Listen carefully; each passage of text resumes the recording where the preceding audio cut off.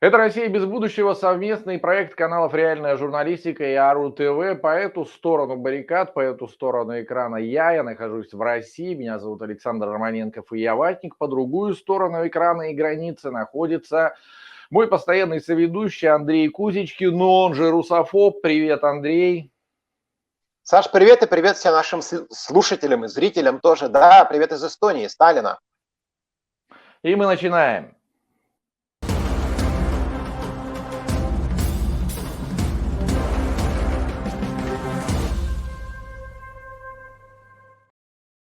И вот такая вот несколько необычная, наверное, тема для нашего канала. Вот мы сидели с Андреем буквально перед тем, как вот начать эту запись. Мы не в прямом эфире, мы не скрываемся, мы действительно в записи выходим, во всяком случае, пока. Ну вот обсуждали, и вот зашла сама по себе тема, кто у России вообще в друзьях. Причем этих друзей с каждым днем становится все больше и больше, это какие-то отбросы общества. Ну, Андрей, ты ее предложил, тебе и карты в руки, начинай, я уже буду подхватывать.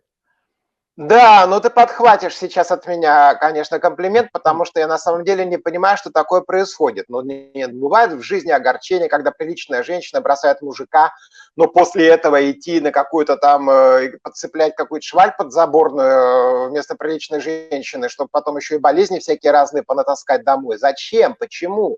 Неужели на самом деле в России такая трагическая тупиковая ситуация, что приходится дружить, ну, я не побоюсь этого слова, с диктаторами, с убийцами, с палачами. Теперь кто в друзьях-то ходит у России? Ну Ким Чен Ын, ну это просто, ну такой фрукт, это такой подарок. А талибы афганские, которые приезжают в Москву в своих чулмах, они там женщин своих муштруют, расстреливают, Причем убивают, все самое закрывают, смешное, демократию что талибы отменяют. до сих пор запрещены в России как экстремистская организация, террористическая даже, да, по-моему. Весь мир их признал Да, террористической да, организацией, и да, Россия да. тоже признает, и в России эта организация запрещена, при этом они сюда уже вот несколько раз приезжали, там 2 или 3, я уже сбился со счету за последние там пару лет, свободно гуляют по Москве, встречают, общаются с журналистами, при этом вспоминаем раннего Владимира Путина. Мы с террористами переговоров не ведем, а вот это как тогда назвать, я тоже не понимаю. Тут мы не ведем переговоры, а дружим с ними. Это не одно и то же. Не, ну да, там же еще и Башар Асад есть, например, да, ну, который, конечно, марионеткой уже давно, с 15 года превратился в путинскую марионетку, но тем не менее, у него тоже такой шлейф дел, там и химическое оружие применение, и пальцы детям дробили, и чего там только нету у него в багаже. И опять-таки все эти диктаторы, людоеды африканские в некоторых странах отмороженных, и все они почему-то теперь к Москве, к Кремлю вхожи в царские палаты. Я не понимаю, что на самом деле происходит. Неужели такая тупиковая ситуация у Путина и у России, что приходится дружить вот с этими людьми? Потому что ведь заявлена была цель геополитическая — сформировать новый центр международного влияния. Но, слушайте, неужели реально, как ты полагаешь, Путин рассчитывает вот с этими людьми создать какой-то новый влиятельный центр, с которым будут считаться абсолютно все в мире? Как это возможно? Расскажи мне, что такое Ким Чен Ын? Зачем он нужен России? Вы в Европе этого честно не понимают. Ну, с Ким Чен Ыном, насколько я понимаю, там все, в принципе, предельно ясно. Да, там, насколько я понимаю, нужна какая-то военная помощь, возможно, там в виде боеприпасов, возможно, в виде какой-то техники. Несколько раз уже даже на самом верху озвучивалось, да, что, в принципе, наш ВПК вот сейчас пока он не справляется с тем объемом задач, которые перед ним поставлен. То есть они не успевают столько всего производить, ну, потому что, в принципе, долгие годы вот ВПК, он стоял так, в таком полурабочем состоянии, то есть его на всю катушку не использовали уже давно, со времен там окончания Холодной войны. Вот. И сейчас вот потребовалось, чтобы военно-промышленный комплекс заработал, я так понимаю, чисто вот объективно не получается у них выйти на те объемы, которые необходимы в данной ситуации. Поэтому с Ким Чен Ыном, скорее всего, видимо, вот такого плана какая-то помощь понадобится. Возможно, какое-то производство у него хотят разместить, у них там дармовая рабочая сила, мы это понимаем. Вот. Ну, скорее всего, мне кажется, тут все-таки в большей степени момент политический. Вот, кстати, никогда не думал, да, что я это сделаю у себя в эфире, у нас в эфире, но хочется даже где-то в чем-то заступиться за Владимира Владимировича, потому что, давай будем честными, да, с отребием вот с этим ведь не только путинская Россия общается с разного рода террористами, там, монстрами, да, и поддерживает их. Советский Союз с огромным количеством диктаторов, наши лидеры общались, там тоже по политическим мотивам, да, американцы те же точно так же, ну, мне кажется, ну, во-первых, да, любое государство, любое, вот я думаю, я не совру, да, ну или почти любое крупное государство, кто-то должен делать грязную работу. То есть не всегда же, не все там абсолютно законно делается. Есть какие-то вещи, которые надо делать где-то втихаря, и вот эти вот государства, где процветает диктатура, где у людей нет абсолютно никаких прав, они, в общем, в этом плане очень даже подходят на роль вот таких вот, там рабство процветает, там нет никакой свободы слова, там нет прав человека, да, и это все же прекрасно понимают, что многие африканские государства обслуживают не только Российскую Федерацию, но и там, ведущие страны Европы, Соединенные Штаты Америки. Мы вот с тобой, когда про Африку говорили, мы же вспоминали эту историю, что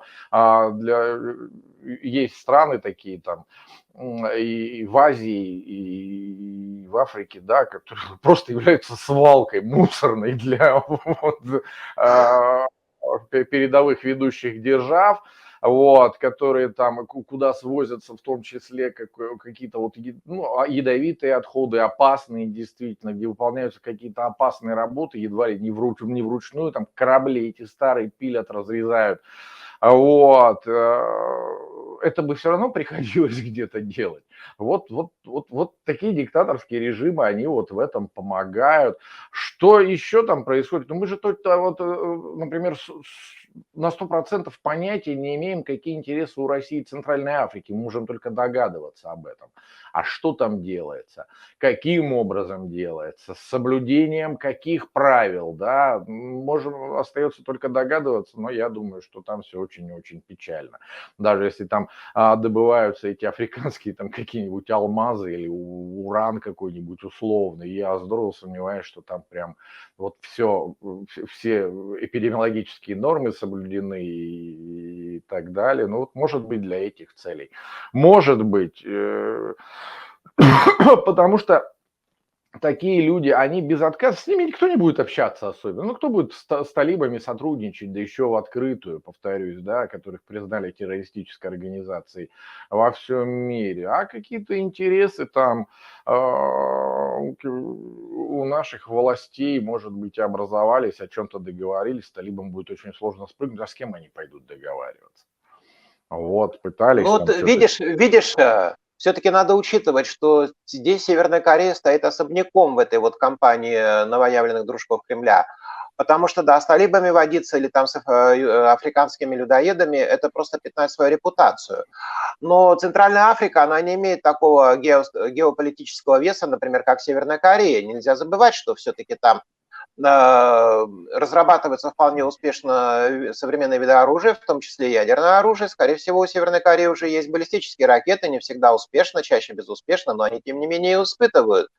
Вот, способны нести уже ядерные боеголовки. То есть, на самом деле, конечно, этот союз, вот я не могу понять, или с помощью этого союза Путин все-таки пытается запугать мировую общественность, типа, видите, вы меня, значит, выгнали там из клуба ведущих держав мира, а я, значит, вам назло тогда буду дружить вот с этим опасным гавриком, который не сегодня-завтра там насчет Японию обстреливать или на Южную Корею атакой пойдет и применит ядерные бомбы. Или это вот просто запугивание, такой шантаж, или все-таки на самом деле Путин рассчитывает на какое-то стратегическое сотрудничество. Но ведь нельзя не понимать опасности этого сотрудничества. Даже не в том, что репутация России пострадает, она уже пострадала, дальше хуже некуда. Но ведь начнется же ведь экспорт. Ты правильно совершенно сказал, что кругом-кругом диктатуры. Но почему именно с диктатурами Путин начал дружить? Возможно, ведь экспорт из этих стран, вот этих вот диктаторских моделей, подавление прав человека, запрет, значит, полной блокады интернета, связь с внешним миром и все прочее. Меня больше всего, конечно, шокировало, когда губернатор Приморья Кожемяка во время визита Ким Чен Ына сказал, что, значит, детей начнут из Приморского края отправлять в лагеря северокорейские, чтобы они посмотрели, какими пионерами нужно быть, как нужно родину любить. Вот это же Не, ну просто ты же ужасно. понимаешь, что там северокорейские лагеря бы рознь. То есть есть лагеря для северокорейцев, а есть лагеря образцово-показательные. У меня тетка в свое время работала в комсомоле, причем плотно очень так работала, 80, по-моему, 9 год. Были такие, может быть, ты помнишь, целые агит-поезда колесили по стране, принадлежали они ЦК комсомола, назывались один там «Молодая гвардия», один там «Комсомольская правда», третий там еще как-то. И, по сути, это были такие развлекательные комплексы на колесах, которые колесили по всей стране. Там в одном вагоне видеосалон, в другом дискотека, в третьем там компьютерные игры. И вот они ездили, кстати, на какой-то там фестиваль, она привозила даже видео оттуда, вот с этим комсомольским поездом в Северную Корею. Ты знаешь, ну понятно, что всех этих ужасов им, конечно же, не показали. Вот, то есть, в принципе, я думаю, там есть такая ширма, ну, как у нас. То есть, да, что-то на Декорации. показ обязательно. В каждом городе, да, есть какая-нибудь очень хорошая школа, очень хорошая больница, чтобы ее всем показывали. А есть настоящая школа, которая рассыпается, разваливается. Есть настоящая больница, где все ужасно. Ну вот, я думаю, там такая же история. Зачем это? Вот я говорю, мне кажется, что все-таки, если говорить про Ким Чен Ына, все-таки тут в большей степени, и, наверное, главенствует показуха в первую очередь, потому что, ну, как ты правильно заметил, все понимают, я думаю, и обитатели Кремля в том числе тоже понимают, что водить хороводы с такими людьми, вот как этот товарищ, да, ну, в общем, небезопасно. Вот, не дай бог еще впасть от них в какую-то зависимость. Зачем? Китайцы вот с ними вроде там что-то как-то аккуратненько какие-то дела имеют, ну, очень аккуратненько, очень издалека. Я думаю, такой же позиции будут придерживаться и российские руководители, по крайней мере, в том составе, в котором они есть сегодня. Ну, а что там будет дальше, будем посмотреть. Но я думаю, что сильно там на какую-то большую дружбу рассчитывать не приходится. Очередной раз просто показали, сказали, о, мы теперь еще из Северной Кореи дружим, для красивой картинки по телевизору. Потому что я даже программу делал об этом, как и многие мои коллеги, никто не понимал, зачем. Вот зачем все это Владимиру Путину, зачем вот этого упырька сюда притащили на этот экономический форум, на зачем? Да и вообще это не его уровень с такими вот чувачками общаться, там мог бы какой-нибудь Лавров замечательно с ним встречу провести. Это не уровень Путина, даже в нынешних реалиях.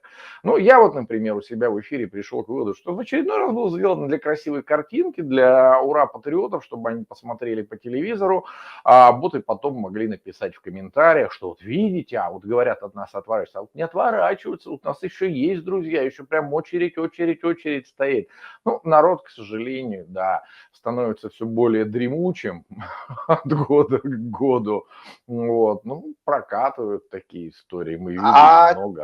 Тебе параллели не напрашиваются никакие с 1939 годом, подписание пакта Молотова-Риббентропа и все такое прочее? Ведь тоже Гитлера-то считали, да, диктатором номер один в Европе, тем не менее не погнушался же Сталин с яростным антикоммунистом подписать договор о дружбе и сотрудничестве, да еще Европу поделить.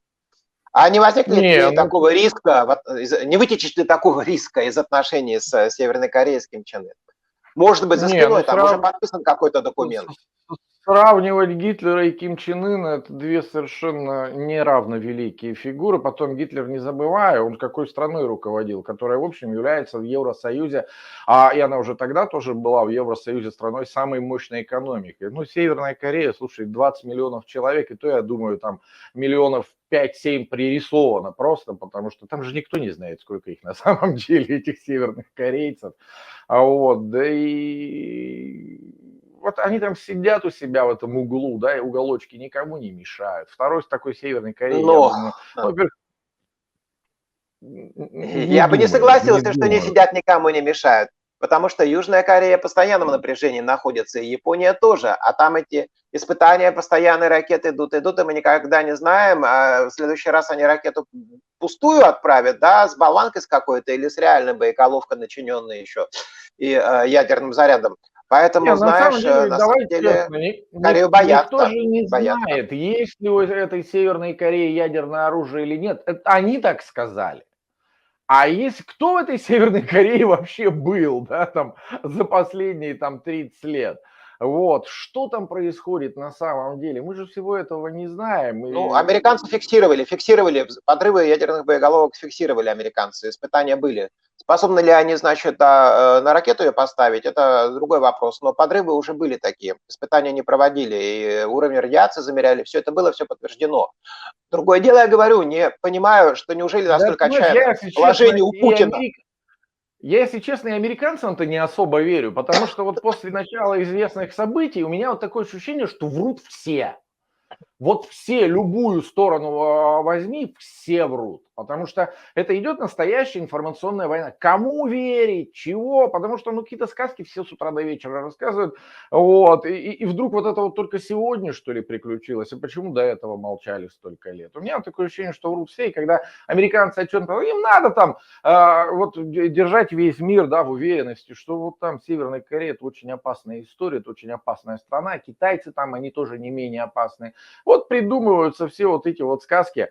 Сейчас вот отвлекусь просто немножечко. Вот буквально сейчас перед записью сели с женой посмотреть фильм замечательный 23-го года «Экзорцист Ватикана». И вот сидим, смотрим, фильм неплохой, но вдруг я, знаешь, задал даже жене такой вопрос. А как ты думаешь, вот это вот действительно существует? Или вот эту историю просто в Ватикане придумали, что там бывают люди, там одержимые дьяволом и бла-бла-бла. Вот ты знаешь, я вот в этом уже тоже начинаю сомневаться. Потому что я просто вижу, что пиар-службы есть везде, даже у Ватикана. Поэтому, а для чего существует пиар-служба? Если есть пиар-служба, ее задача всегда одна – врать. Не информировать, а врать. Вот, к сожалению, вот моя профессия вот из-за этого даже вот такой Ну да, ты умирающий вид там сам приняла. себе-то сучок подпиливаешь, потому что ты тоже выступаешь как пропагандист и скажет, ну так что Саша сам себя и разоблачил, что все информационщики Нет, врут. Но, я понимаешь, всегда но тут говорил, соврать-то что я невозможно. Будь осторожен, когда начинаешь разоблачать других. Но тут-то факт очевидный. Ким Чен Ын такой крупный, в экраны два влез. Он приехал, его пощупать можно было, это правда. Так вот, неужели у Путина такое отчаянное положение, что он начинает искать ресурсы поддержки на стороне, не где-нибудь, а в Северной Корее, которую как зачумленную страну держит и к ней так относится соответствующим образом. Но ведь Мне кажется, это просто был что из пиаровский этого ход, выйдет? повторюсь, потому что на этом форуме нужна была специально приглашенная звезда, как мы знаем, да, что лидеры азиатских государств на форум не приехали, прислали вместо себя там, ну, либо каких-то чиновников, министров, премьер-министров, либо там вообще даже дипломатов. Нужна была какая-то по закону жанра специально приглашенная звезда. Вот не талибов же звать, в конце концов, вот, чур меня чур, вот позвали, вот, Почему по нет? крайней мере, вот этого вот неваляшку, по которому, ну, по крайней мере, явно у него там клейма на лбу не стоит, что он террорист. Вот, законченный бандюган.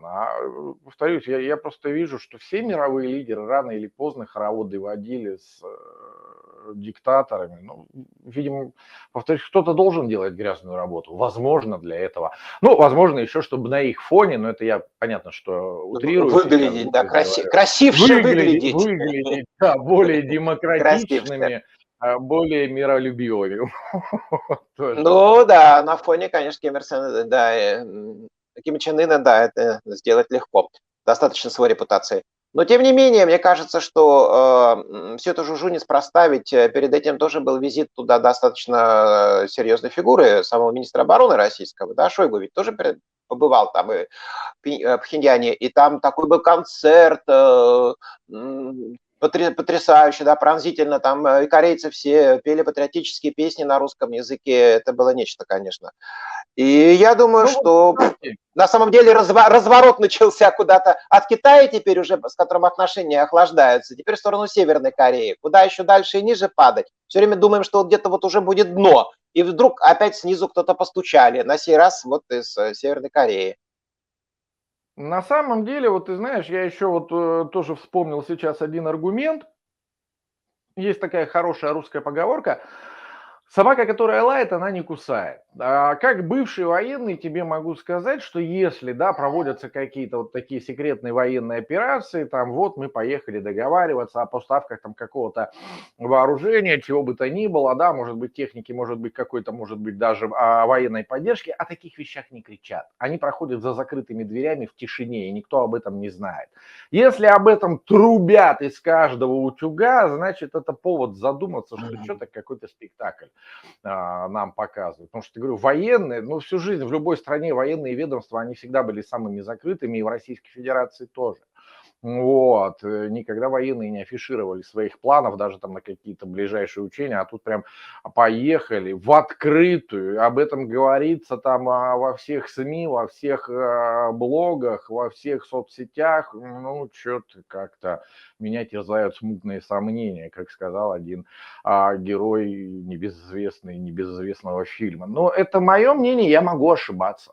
Я Да, просто пытаюсь анализировать ситуацию. может, как пиарный ход и оружие шантажа, а может быть, и на самом деле, как поиски нового стратегического партнера с достаточно объемом ресурсов, дешевой рабочей силы и военной тоже. Ну, ты же понимаешь, это Пушечное мясо истекает.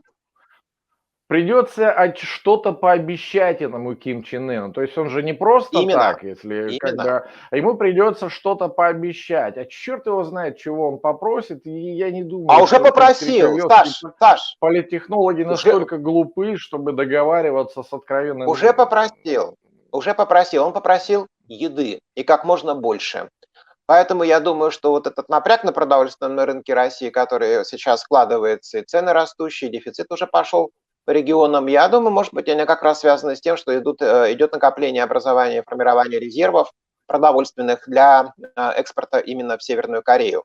И об этом аналитики американские писали и другие, что да, именно об этом речь шла. Поставляют сейчас на первом этапе, ну, у Кореи высокотехнологичного оружия-то нету, с другой стороны, но вот эти 120-миллиметровые снаряды, которые еще к советским пушкам, да, артиллерийским орудиям подойдут, а у них есть, у них большие запасы, они их наклепали очень много. И, конечно, в обмен тогда они попросили еду. Поэтому, скорее всего, Россия просто возьмет еще на кошты, будет кормить Северную Корею. Миллионы может людей. быть, потому что, да, действительно наш калибр наших орудий, он отличается от натовских. У них идет 125 миллиметров, 140, 155, а у нас идет 102, Да. 122, 152, то есть всю жизнь так было. Возможно, интерес, да, в боеприпасах, которые просто тут объем, который выпускает сегодня наш ВПК, они не могут выйти на требуемый уровень, который вот необходим. Возможно, интерес в тех же стволах, потому что стволы, они тоже имеют свойство изнашиваться. Там одно артиллерийское орудие, оно рассчитано на энное количество выстрелов, и потом его там либо ремонтировать, либо менять, ну, в зависимости от износа. Может быть, тут тоже есть какая-то правда. Но я говорю, мы сейчас сидим, гадаем на кофейной гуще. В любом случае, я думаю, это покажет время. Я думаю, что долго ждать не придется. Хотя вот мне что-то подсказывает, что вот сейчас до выборов мартовских вот эта вот вся история, сама повестка с специальной военной операцией, она будет отодвинута туда, куда-то подальше, вот, вперед, и уже вышла, вот, кстати, опять повестка с модной болезнью, не будем ее называть, потому что YouTube блокирует, вот, опять уже вот пошла информация, видимо, на ближайшие полгода. Ну, то есть нужны подвиги, России нужны подвиги. Да, приручение северокорейского диктатора – это тоже, конечно, подвиг, а с другой стороны, приручая, да, медведя, можно под него и попасть. Ну вот, как-то так. Наверное, надо на этом и заканчивать, на оптимистичной ноте, как всегда. Да, спасибо, что были с нами. Это была «Россия без будущего». Меня зовут Александр Романенков. По ту сторону экрана Андрей Кузичкин. Андрей, тебе слово и прощайся. Вы знаете, да, жить, конечно, страшно, потому что непредсказуемо все. Жить, наверное, трудно, потому что проблемы сыплются, как из дырявого мешка. А с другой стороны, жить ужасно интересно. Поэтому давайте пока на этом сегодня попрощаемся, но встретимся в следующий раз и продолжим обсуждать, есть ли у России будущее. Всего доброго. Пока-пока. Счастливо всем.